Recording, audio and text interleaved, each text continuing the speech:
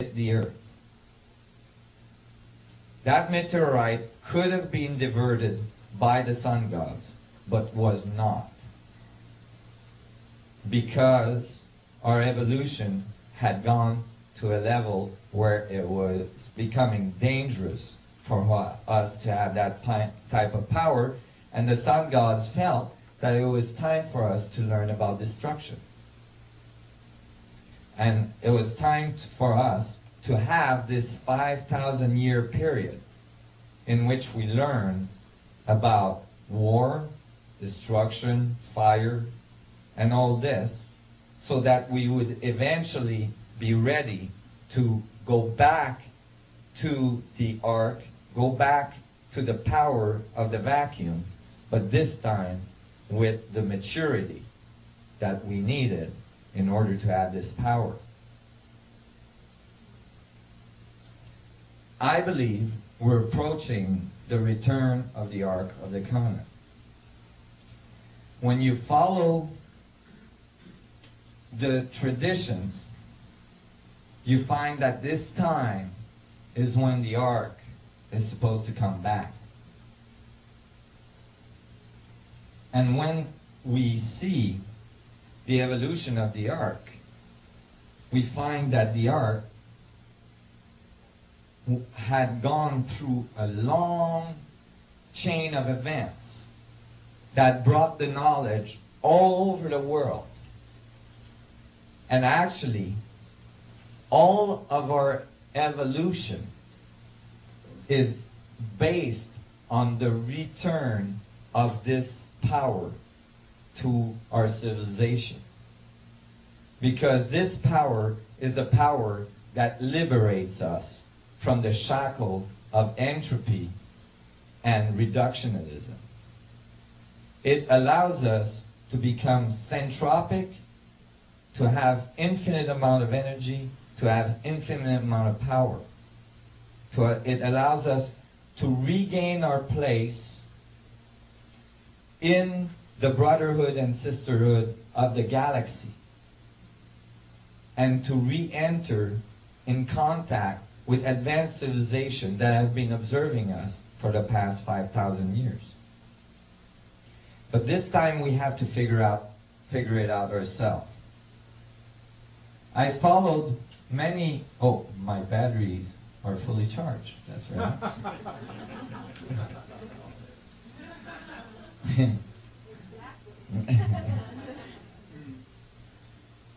So the ark in the Bible, in the Old Testament, is the technology. In the New Testament, Jesus, which actually true name is Emmanuel, which is mentioned in the Bible, Emmanuel is thought to be the living ark.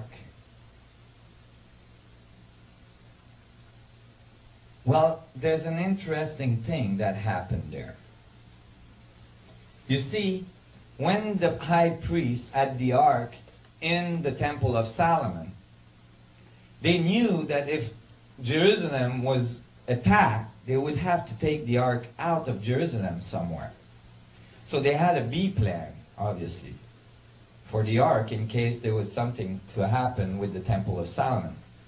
The Temple of Solomon was built as concentric walls with the Holy of Holies in the middle. These walls were extremely thick, and they were to protect the initiate from the Ark of the Covenant. The initiate had go through all sorts of initiation to eventually go from one wall to the other to get to the Holy of Holies. It was the largest temple ever built on earth. But during the 1st century A.D., the Philistines took over Jerusalem. There was a B plan for the ark. That B plan was called the Dead Sea community. On the side of the Dead Sea, that was the Essenes.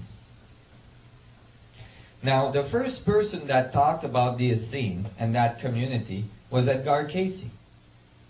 Edgar Cayce, in one of his reading, said there was a community on the side of the Dead Sea that had written scrolls, and that we were going to find these scrolls. Now, when he said that, I think it was in the 30s, all the archaeologists said that was bunk, because there was no writing whatsoever about that society on the side of the Red Sea. There was no record of it anywhere. That was because it was the B plan for the Ark. They weren't advertising. So when they took the Ark out of the Temple of Solomon, they brought it to the Essene, which was a community of high priests that was constantly being made ready in case the Ark would show up. Go ahead. James, the brother of Jesus, was with the Essene for a long time. Well, I think that the whole family was with the Essene for a long time. The Essene recorded the coming of the Ark. This is not my imagination. In the Essene scrolls that were found, you know that there was over 5,000 scrolls, or at least 3,000, scrolls that were found. There's only 100 that have been released to the public. One of these that was released to the public is a very, very eccentric scroll. It's not written on papyrus. It's written on copper. The copper that it's written on is the purest copper ever found on earth. There is no purest copper ever found anywhere else.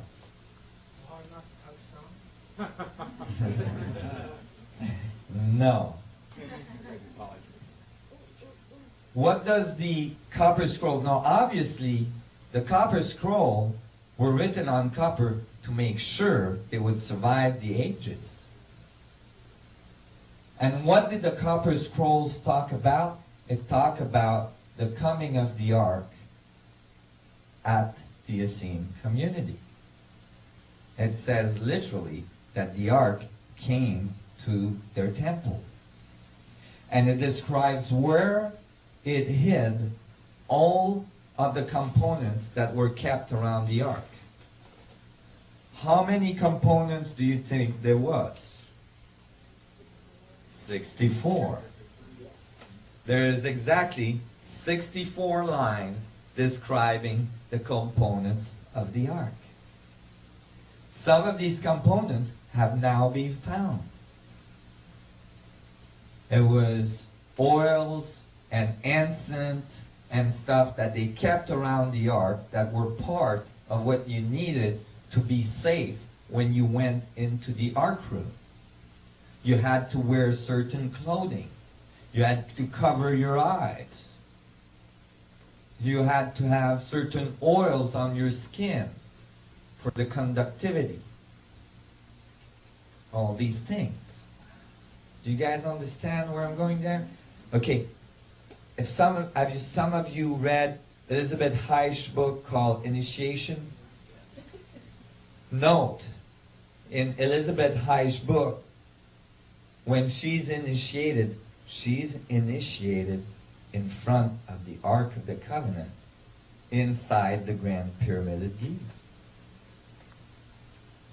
That book is extremely accurate. I've done a lot of research. I assure you, that book is extremely accurate.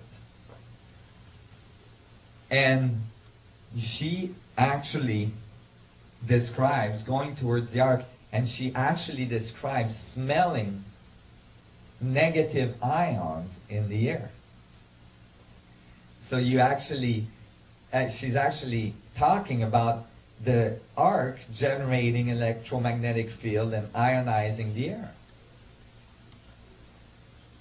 Well, you know, they have now found some of the components around the Dead Sea Scrolls of the Ark. And when they did,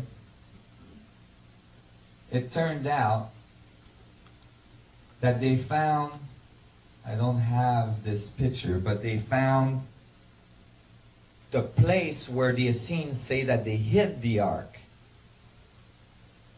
Because they had it for a fairly long time.